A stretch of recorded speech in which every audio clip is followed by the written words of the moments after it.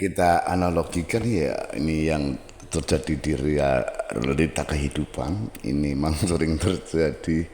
Kadang-kadang kita terseret sendiri dengan persepsi, padahal itu ombak yang ingin menggulung ombak lainnya, ya, keinginan yang ingin mengalahkan keinginan.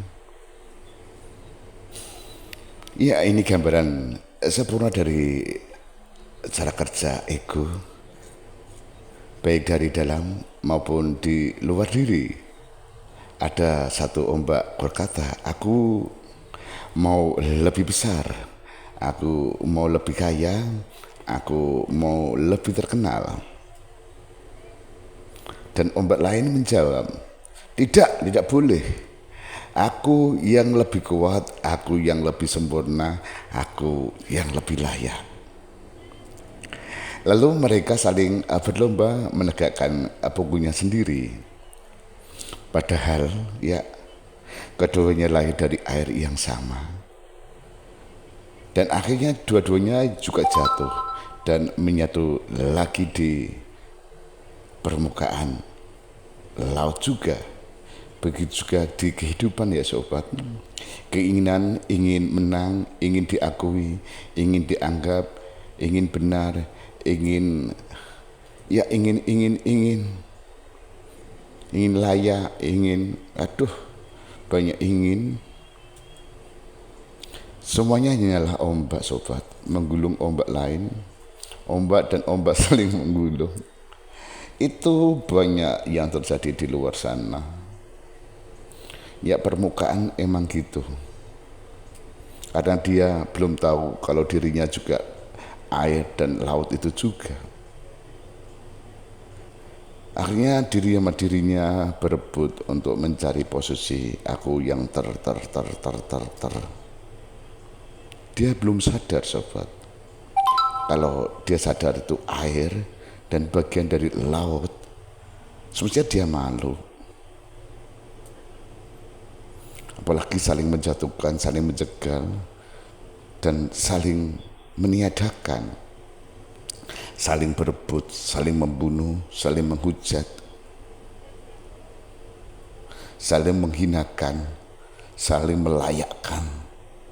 Padahal dan dirinya juga sama-sama air. Dan itu terjadi fenomena di kehidupan kita semua. Enggak dari ego di dalam diri maupun yang ada yang di luar panggung dunia itu juga. Padahal itu sama-sama air. Kalau dia runtuh, ya masuk ke laut juga, air juga. Ya semestinya kita gak usah ikut kalau udah tahu sadar kalau diri kita air di dalam laut. Kalau udah sadar, kalau belum sadar ya gitu. Saling sikut, saling tindas, saling habisin, saling membunuh, saling mematikan. Ya cukup kita perlu nggak terseret, nggak bergabung dalam arusnya, cukup lihat dari kedalaman. Semestinya laut itu tidak menerbitkan ombak, laut hanya tetap menjadi laut.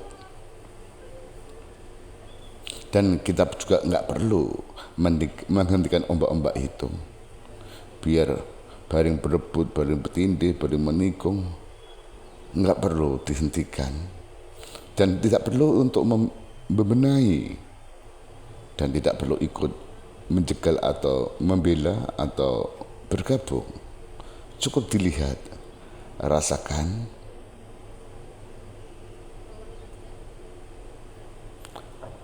bahwa melihat dengan sadar itu sendiri sudah menata segalanya. Begitu saudara tidak ikut, ya ombak kehilangan tenaga untuk terus saling menggulung. Karena tenaga mereka sebenarnya datang dari perhatianmu, atensi saudara juga.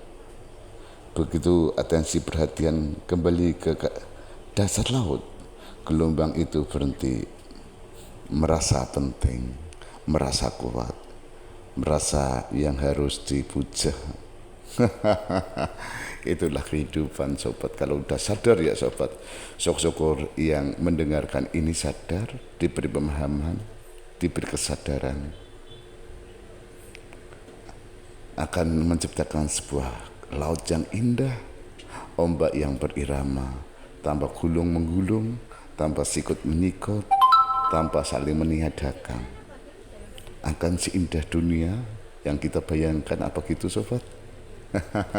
Boleh ya, kalau lebih mengenal lagi diulang lagi nggak apa-apa ya, biar kita kalau sama-sama ombak di laut ya, kita saling tahu diri, semua akan berirama, enak dipandang dan sedap dilihat. Oke.